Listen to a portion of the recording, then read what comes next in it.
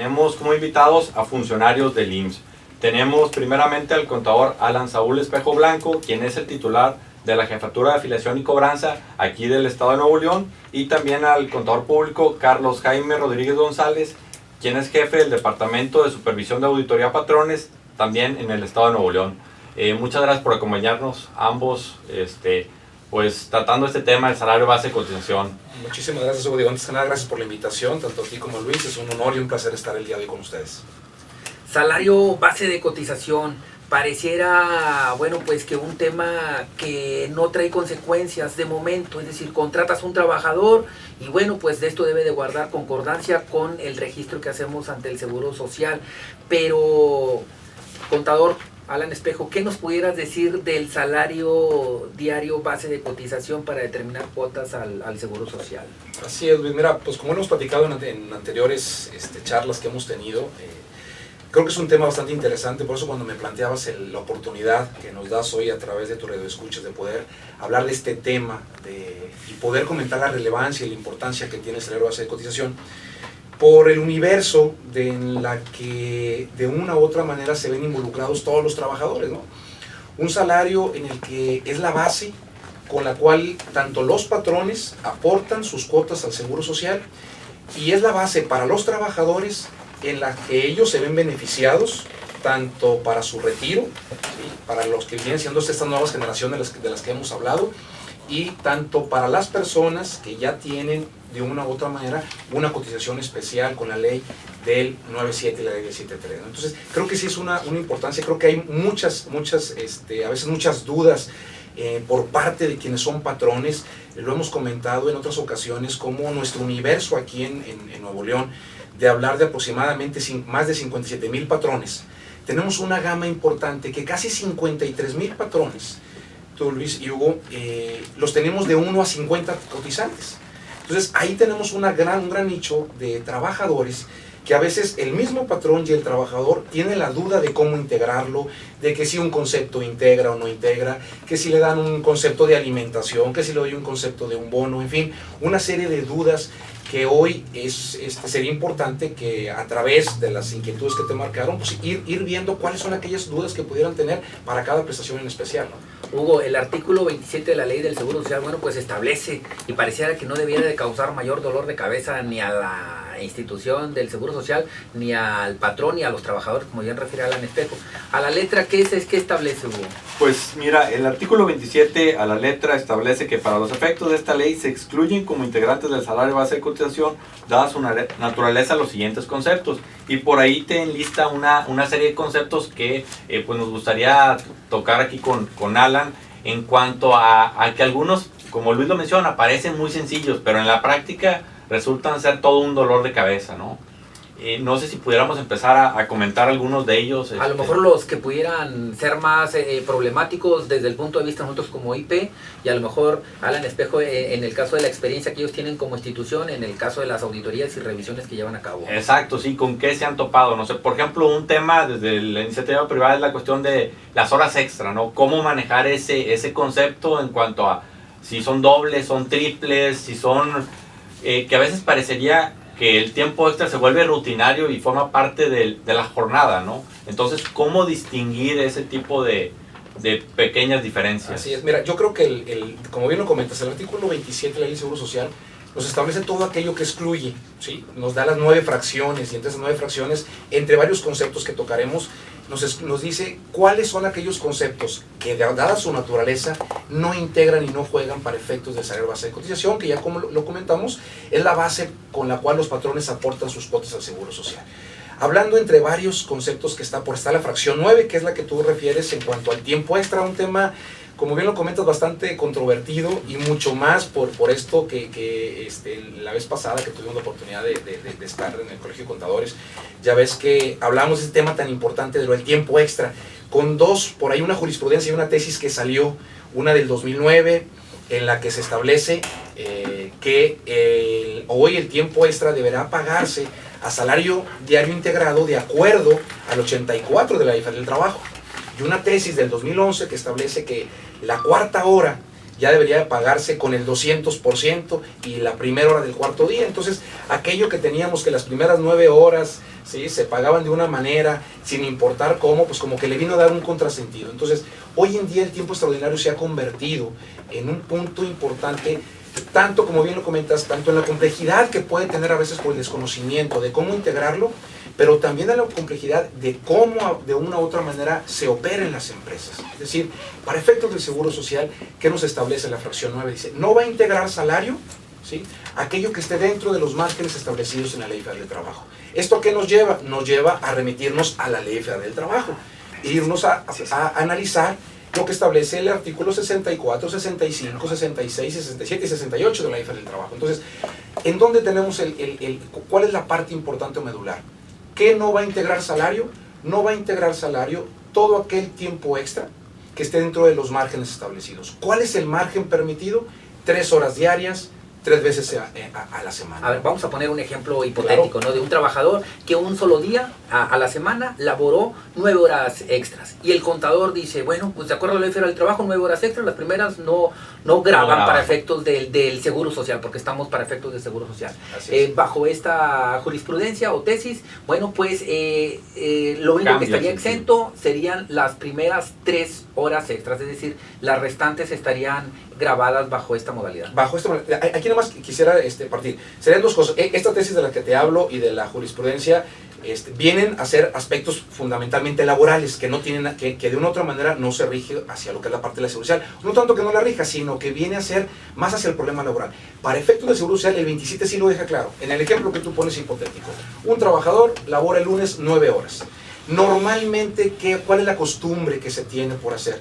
Bueno, como las primeras 9 horas se elaboraron dentro de un día y no excedieron de la semana, como a veces lo pueden mencionar, o la interpretación que se da, el 68 te establece que todo aquello que exceda de 9 a la semana se va a pagar con un 200%.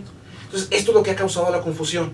O sea, que trae aquí un doble efecto, es decir, para efectos laborales, el trabajador deberá exigir un numerario mayor al pago como si fueran horas extras dobles, es decir, esas pudieran interpretarse también como dentro de los bajo este concepto que trae ahora en estas tesis y estas jurisprudencias, ese es el concepto que se le quiere dar desde el punto de vista laboral. Pero para materia de seguridad social, en ese mismo caso... Se está interpretando de esa manera. Al ser triples, son sujetas de cuotas. Mira, yo creo que más que ser triple o doble, nos vamos a enfocar a lo que establece la fracción 9. La fracción 9 te dice, aquello que esté dentro de los márgenes establecidos en la Ley Federal del Trabajo. Entonces, vamos a separar la parte de lo doble, de lo triple, de lo integrable y de lo no integrable. Es decir, vamos a aclarar el ejemplo que pones. 9 horas a la semana, me habla la Ley Federal del Trabajo que tengo, ¿no? El ejemplo que pones, día 1, lunes, trabajo 9 horas. Esas 9 horas que estoy laborando, ¿cómo debería de integrarlas primero? No cómo pagarlas, ¿cómo integrarlas para efectos del Seguro Social? Bueno, me establece que tengo 3 horas diarias, 3 veces a la semana. Las primeras 3 horas de ese lunes no integran salario. Las otras 6 horas deberían de integrar salario. ¿Cómo las vas a integrar? A cómo las pagues. Es correcto. Ahí es en donde entramos ahora a la parte laboral. Ya. Entonces, para guardar un poquito de simetría también con el flujo de efectivo, ¿no? Así es. Porque, insisto, para efectos del Seguro Social, lo que te habla de lo que no te integra es el tiempo extraordinario. Lo que te marca la forma del pago o no pago es la Ley Federal del Trabajo. Entonces, fíjate, en ese mismo ejemplo, imagínate que tú al día siguiente tienes otras 3 horas, pero ya son horas triples, porque es la hora 10, la hora 11 y la hora 12. Para efectos del Seguro Social, al estar en tu segundo día, esas 3 horas no integrarían salario. ¿Sí? Que de una u otra manera, el concepto que siempre se ha tenido es que todo el tiempo extra triple integra, y todo el tiempo extra el doble no integra, ¿no? Exacto. Entonces, esa es la parte que hoy tenemos que difundir, y como bien dices, ¿no? A veces lo complicado de la interpretación que hacemos en nuestras leyes. Por eso es bien importante el que tanto los patrones, en este caso, se acerquen tanto con los expertos como con la autoridad para poder definir cuáles son esos parámetros y poder explicar con un poquito de más ejemplos, así como tú los pones, claros, porque recuerda que todo va a depender de la casuística que tengan las empresas en sus tiempos extras. ¿Qué es lo único que tienen que cuidar? Cuando el tiempo extra deja de ser un tiempo extra y se convierte ya en forma rutinaria, ¿no? Entonces ahí también, tú lo sabes, hay opiniones de los tribunales en donde aquel tiempo extra que ya lo deja de ser y se convierte en un trabajo ordinario, pues ya no se considera como tal y se empieza a convertir en un sobresueldo, lo que a veces decimos, muchas veces disfrazado o simulado de un tiempo extraordinario. Y ahí es en donde si el patrón pudiera tener algún problema, tanto para efectos fiscales como para efectos del Seguro Social. Otro de los temas también controvertidos en materia de deducciones a cargo del trabajador, por ejemplo, pudiera ser la cuota obrera. Entonces, que por ahí hay una disposición en la ley del Seguro Social donde, bueno, pues, puede absorberla el patrón. ¿Qué pasa en los casos en que el patrón la absorbe y que la mayoría de los contadores dicen, bueno, pues esa cuota obrera que la está pagando el patrón y no se la está deduciendo al trabajador, no es integrable o no para efectos de pago de cuotas? Mira, yo creo que al igual que el tiempo extra, si bien es cierto, al no estar definido de una otra manera como excluyente del salario base de cotización, entendiendo en el que el primer párrafo del 27 te dice qué es lo que integra salario, te dice que integra todo aquello que se le entrega al trabajador, todas las notificaciones y percepciones, y únicamente nos da 9 conceptos que no integran. ¿Qué pasa con la cuota obrera? Ha sido un tema de a veces de mucha confusión, de decir, oye, pero es que no se lo doy al trabajador por su trabajo, es que se va a convertir en una situación de un impuesto, una contribución espiral que lo voy a tener que estar determinando. ¿Qué pasó con esto? Existía por ahí hace tiempo un criterio que establecía de una consulta que recuerdo por ahí nos hicieron llegar, en donde se decía que la cuota obrera no integraba para efectos del Seguro Social. Había ese acuerdo, ¿no?, que determinaba a través de una consulta. ¿Qué pasó a raíz de la reforma a la Ley de Seguro Social? En donde ya la fracción 3 te dice que no integra, y si recordamos, al texto te establece que no va a integrar las cuotas que en términos de esta ley le corresponde cubrir al patrón. Entonces, ¿cuáles son las cuotas que en términos de esta ley le corresponde cubrir al patrón? Bueno, pues aquellas del salario mínimo, ¿sí? Y aquellas que cuando llegue a haber algún descuento, ¿sí?, que te da hasta 4 cotizaciones para descontar o para rebajar, el resto ya no lo vas a poder. Esas son las que no deberían de integrar, son las únicas que no. La cuota que sí es absorbida, al no estar contemplada en una forma, vamos a llamarlo tácita, en la ley del Seguro Social en el 27, debería de integrar salario para efectos del Seguro Social. Sin embargo, sé que ha sido un tema un poquito complicado. Yo sé que hay muchos especialistas en materia legal que pueden decir, no, pues es que esto puede ser peleable, es que esto lo podemos interponer ante un juicio, ante un recurso. Yo lo que pediría es que antes de ir a un pleito, primero asesorarse bien con un experto, que acudan a la autoridad para... Pero en este caso del Seguro Social, bueno, pues habría que conocer de cierta manera formal, pues la postura, que bueno, en caso de una auditoría, vamos a interpretar la cuota obrera como sujeta de cuotas. ¿Hubo alguna otra? Sí, otro de los puntos también que vaya, se da mucho en la práctica es la cuestión de la alimentación y la habitación, ¿no? Que algunas empresas tienen la costumbre, la política de dar alimentación a sus trabajadores, ya sea que tengan un comedor o alguna cuestión particular, y pues está la duda ahí de cómo manejar eso, ¿no? Y también cuánto, ¿no? Porque a veces puede ser una vez la comida, puede ser el desayuno y la comida, dependiendo, ¿no? O los mismos restaurantes, ¿no? Que a su vez tienen sus propios trabajadores y que les otorgan el alimento. Así es. ¿Cuál es el proceder? Mira, ¿qué pasa? Igual, en el mismo artículo 27 nos establece cuándo la alimentación integra y cuándo no integra, ¿no? Te dice, oye, pues la alimentación no va a integrar cuando se dé o se otorgue de forma onerosa, y se entiende que es onerosa cuando al trabajador le cueste por lo menos el 20% del salario mínimo del Distrito Federal, ¿no? Que son aproximadamente ahorita entre 11 y 12 pesos aproximadamente, no traigo así el dato exacto. Entonces, ¿qué es lo que pasa? ¿Cuál es la mecánica y la confusión que llega a haber? Oye, si en una empresa, ¿sí?, hay un convenio o hay una política por parte, llámese de la base sindical o llámese de la misma dirección, en otorgar una alimentación, ¿qué es lo que tiene que cuidar el patrón? Que al trabajador le esté costando mínimo el 20% del salario mínimo del Distrito Federal, para que de esa manera no tenga que integrar la alimentación. ¿Qué pasa cuando no le está costando el 20% o le cuesta menos? Porque también la duda es, oye, pues es que a lo mejor me cuesta menos. Si no te cuesta lo que te establece el 27, o te llega a costar menos, entonces también la misma ley te establece que debería de integrar el salario de acuerdo a cada alimento que le vayas a dar. Y te dice, como no le estás descontando lo que yo te estoy, lo que se está marcando en la ley, el procedimiento es, si me das un alimento, entonces deberá verse aumentado mi salario en un 8.33%, ¿sí?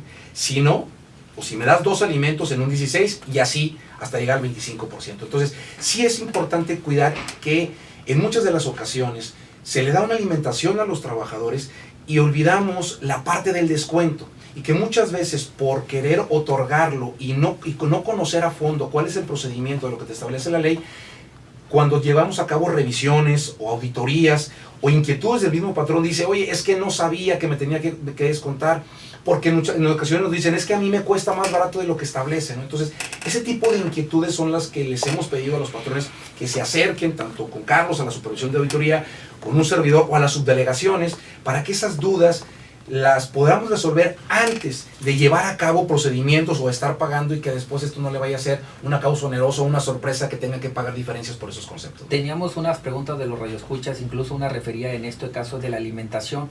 Vamos a suponer que ahorita referíamos 11 pesos que, para que no se considere onerosa. Vamos a suponer que la empresa por algún descuido o que así lo determinó está cobrando 7 pesos por la alimentación. ¿Ahí qué pasaría? ¿Se grabaría ahora sí, como dicen en términos coloquiales, el copete? No. ¿O sí, aplicaría no, la sanción? Es que aplicaría directamente, ¿no? Aplicaría directamente. Tendríamos que analizar, digo, en aplicación estricta, aplicaría directamente en la aplicación estricta de ley. Lo que tendríamos que analizar es, bueno, a ver, ¿cuál es la razón en la que tiene el patrón? ¿Hubo un error en el descuento? Porque a veces nos ha tocado que a veces el patrón por algún error no descuenta. O hace el descuento pero no se marca en la nómina o no lo marcan en sus registros contables, ¿no? Tendríamos que ver si este descuento de una u otra manera fue con un dolo de decir si voy a descontar menos para efectos de no hacer cumplimiento a un mandato o simplemente si fue un error que después sí puedo llevar a cabo ese descuento o me equivoqué en el descuento, ¿no? Ahora, para efectos prácticos y administrativos, digo, porque también algunos radioescuchas decían, oye, se lo tengo que descontar dentro del recibo de nómina, pero luego como que medio se vuelve obligatorio y causa problemas, o bien puedo poner a disposición de los trabajadores una especie de cupones y que sean ellos los que los adquieran al equivalente de 11 pesos cada comida. Es decir, cualquiera de esos mecanismos serían válidos para la autoridad. Es decir, es un aspecto transparente. Definitivamente. Puede ser vía descuento o vía adquisición de manera, por así decirlo, una especie de prepago por parte del trabajador y ya estarle a lo mejor perforando cada alimentación que hacen, que eso lo hacen muchas empresas como medida de control. Claro, mira, definitivamente la postura que hemos tomado como autoridad es precisamente el entender al patrón, ¿no? ¿Qué es lo que tiene que ver, tú lo sabes, en materia legal, en materia de auditoría? Pues ahora sí que lo rige a los principios de auditoría, ¿no? La comprobación de lo que estoy haciendo, ¿no? Si nosotros en una revisión, llámese revisión secuencial, una auditoría directa, una revisión de gabinete, llega a ver que el patrón dice, oye, yo no le hice el descuento en el recibo de nómina, no lo marqué, pero yo tengo un control y nos demuestra a través de controles que efectivamente eso se llevó, definitivamente que lo tomamos en cuenta, ¿no? Al final es no cerrarnos a lo que el patrón nos pueda dar como comprobación. Y me imagino que este tipo de controles también son indispensables para otra serie de conceptos que no integran, que por ejemplo la cuestión del premio de asistencia, premio de puntualidad, que ese tipo de controles para decir, oye, pues yo realmente doy un premio por asistencia, pero tengo mi lista donde pues estoy marcando cuándo llegó cada persona y que también pues no se vea siempre perfecto, ¿no? Claro. O sea, Hugo, en ese punto yo creo que es donde causa mayor dolor a las empresas y es donde más adolecen en el término de controles. Si bien se establece un premio de puntualidad de asistencia, muchas de las veces se relajan los controles. Viene la revisión por parte del Seguro Social y es por ahí donde les pegan y bastante. Entonces, ¿cuál sería la recomendación para el patrón? Digo, si en estricto sentido lo está pagando bajo el concepto de que si el trabajador llega tarde, bueno, pues túmbale. O si faltó, túmbale todo el premio de puntualidad, claro. Túmbale todo el premio de asistencia, túmbale el día completo, más la proporción del séptimo día. Sí, es decir, claro. Si un trabajador ganaba 700 pesos con la mezcla de todos estos premios, pues esta persona se debería estar llevando, no sé, a lo mejor poco menos de 500 pesos. Es decir, no se descontaría nada más 100 pesos. ¿Por qué? Porque si no estás jugando con los números. Así decir, es. Este trabajador gana 100, pero le muevo los números de tal manera para que me den 100 pesos diarios. Eso es una cuestión incorrecta. Así Entonces, es. por eso luego el Seguro Social observa de que faltó un día y le tumbaste nada más el premio de puntualidad y asistencia de ese día, entonces no hay una sanción. ¿Cuál sería la recomendación para que no cayeran en este tipo de problemas? Mira, como tú lo comentas, voy a rescatar un punto que tú bien ahorita mencionas, que no sea una simulación, ¿no? ¿qué te establece? No va a integrar el premio de puntualidad de asistencia hasta un 10% de la base de cotización, pero insisto, las últimas palabras de la primera fracción, o de la primera párrafo, perdón, del 27, ¿no? No integra dada su naturaleza. Entonces, lo que tendríamos que interpretar era como platicábamos ahorita el tiempo extra, ¿no? La naturaleza realmente es un premio de puntualidad, es un premio de asistencia, o la naturaleza simplemente es como bien lo comentas. Pues fíjate que voy a pagar 100 pesos, como bien lo comentas, pero luego llega un asesor, o llega un gestor, o alguien que malinforma al patrón y le dice, no hombre, mira, fíjate que no pagues con 100, mejor paga con 70 y dale 7 pesos de puntualidad y 7 pesos de asistencia, y voy a meter también la despensa y dale los 20 pesos de despensa, y vas a recibir los mismos 100, pero tú vas a pagar sobre 70, ¿no? Entonces, si bien es cierto que la ley te da esos beneficios, pues bueno, yo creo que, pues, ¿por qué no fue al revés, no? Mejor 100 más 10, más 10, más los 20, porque al final no es tanto para que pagues más cuotas, es que el salario del trabajador se va a ver más fortalecido, y de acuerdo a eso él va a recibir sus prestaciones en caso incluso de alguna incapacidad o de alguna situación que pueda tener. Entonces, ¿cuál es la recomendación? Lo que tú comentas ahorita, los controles que se deben de tener. Nos ha tocado a veces en las revisiones que llegamos y vemos premios de puntualidad de asistencia, ¿no? Y todos los trabajadores, todas las semanas, todos los días tienen asistencia perfecta. Pero luego lo insólito es que cuando estamos revisando en el SUA, pues en el SUA aparecen muchísimos días de ausentismo. Sí, porque sabes que cuando tienes ausentismo lo reportas en el SUA y por ciertas ramas no pagas. Entonces ahí es en donde viene esa falta de control, y es cuando platicamos con el patrón. Se me hace que este premio de puntualidad, más que ser un premio, dada su naturaleza, como que se está simulando de un sobresueldo, porque si me reportas el ausentismo para efectos de un pago de SUA o para efectos laborales, pero para efectos del Seguro Social, de la integración, no lo reportas. Y ahí es en donde llegan a tener esta inquietud o esta problemática con la autoridad al saber que el premio pues termina por no serlo. Entonces, ¿cuál sería mi recomendación?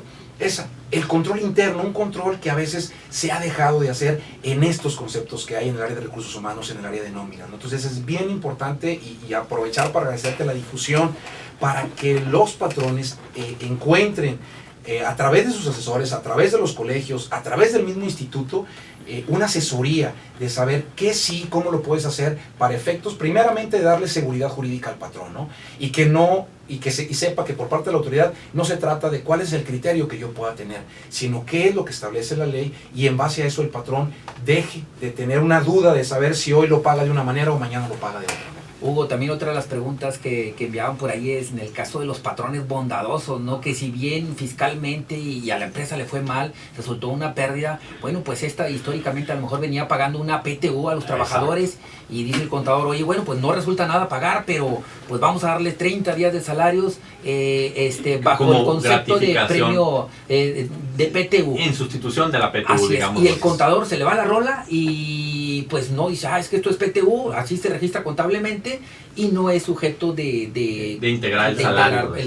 Igual, ¿qué pasa con esa igual lo comentamos el mismo 27, te da esa facilidad que la PTU que provenga del resultado fiscal no integra para efectos del Seguro Social. Aquello que se llama a veces como bono de PTU, concepto de PTU, gratificación por PTU, pues se considera como una gratificación extraordinaria y debe de integrar al salario base de cotización para efectos de la fortaleza del mismo, ¿no?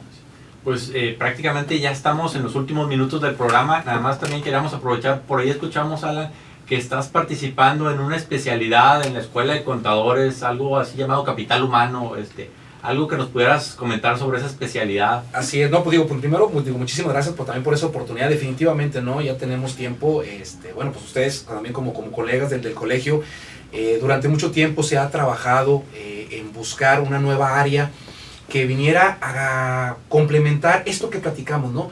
Si te das cuenta, hay muchos cursos a veces en materia de seguro social, hay muchos cursos en capital humano, hay muchos cursos en recursos humanos, y desde hace tiempo, a través del Colegio de Contadores, se tuvo una idea de decir cómo crear una especialidad que reuniera todo, un enfoque de capital humano que no solamente tuviera la parte administrativa, sino también que tuviera la parte contable, la parte fiscal, la parte legal, la parte de auditoría. Y bueno, esta nueva especialidad que arranca en el Colegio de Contadores a partir ya de este mes de septiembre, en donde yo invito a todos aquellos que estén de una u otra manera relacionados en el área de recursos humanos y quieran tener los dos enfoques, ¿no? Ese enfoque contable, legal, pero también ese enfoque administrativo. Créeme que la especialidad, yo estoy seguro que se va a convertir primero es la única en su género a nivel nacional. Sabemos que va a tener un éxito por la calidad de la gente que está ahí, de la calidad de lo que es el colegio, de sus expositores y de los maestros que van a estar ahí. Entonces sí, la verdad que es una gran alternativa para todas aquellas personas que de una u otra manera están buscando en esta nueva área una alternativa, pero que vea un enfoque completo. No solamente el enfoque administrativo, sino también, insisto, el enfoque, de hecho así está, ¿no? Dice capital humano con un enfoque en obligaciones fiscales, administrativas y legales. O sea, estamos hablando que tendría una visión prácticamente de 360 grados. Definitivamente. Es decir, desde la óptica legal, total, laboral, fiscal, contable, y algo... todas las consecuencias, porque ese es el problema, ¿no? Así es. Y dices, bueno, pues ya lo resolví para términos de ISR, las horas extras, por eso, mi hermano. Y para efectos de seguro social, y para efectos laborales, y para efectos contables, ¿no? Incluso contables, financieros. O sea, digo, a veces ya ven ahora con el boletín que ahora hay que reconocer el pasivo laboral. De repente, como decimos, bueno, ¿y eso quién lo ve? Eso que lo vea otra área. Pues se nos está terminando el programa, digo, lo acotamos a lo que fue los trabajadores sujetos de aseguramiento, pero en el contexto tenemos otros pseudo trabajadores, ¿no? Que pudieran ser los